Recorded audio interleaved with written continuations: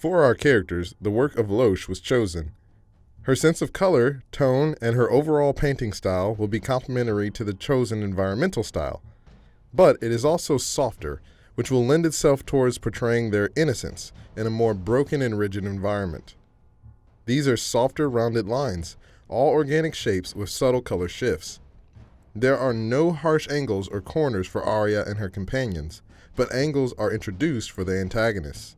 For our environment, the works of Simon Kopp and Thomas Scholz were chosen. The detailed environments have really muted colors in the foreground. Squares and rectangles are used along with straight and slanted lines. It is a messier style that would be nice to model and reflects the desired nature of the environment for our game. The chaotic lines lend itself better to the hostile environment. The imagery is dismal, and the painterly effects and muted colors give off the feeling of it being cold, windy, and sad. The companion interior carries the same feel and shows the balance of tone and value with emphasis on light and shadow in close spaces. Our artist then did 12 thumbnails for each character, the interior environment and the exterior environment. The purpose of these thumbnails was to explore shapes and color combinations.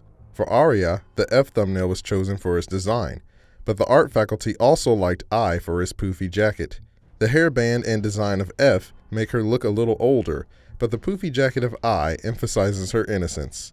For the mother, G was chosen because of the open jacket that made her look more open and inviting, but still mirrored Arya in her overall look. The body of E was chosen for the ferret, but with the added appeal of the face of A. F was chosen for the fox, because it most closely matches Loesch's style. For the wolf, K was chosen because it looks the most fatherly and heroic, because of his stature.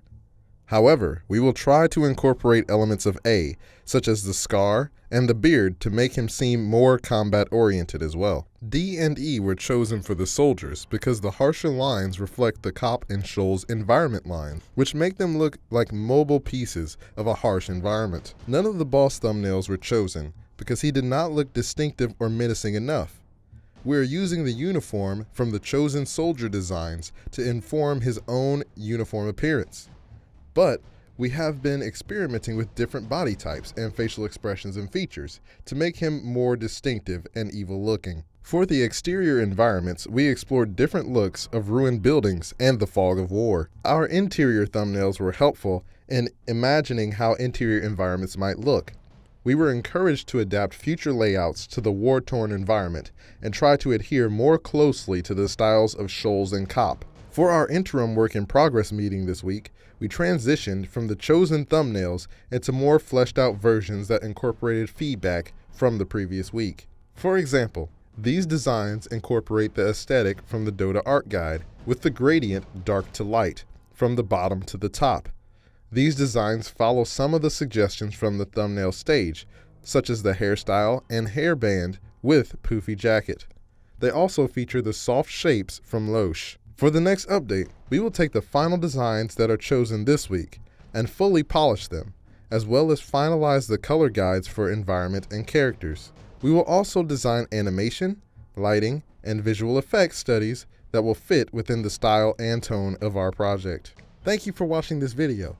Be sure to check out our other videos to see the progress from the programming and the design tracks that we've made so far.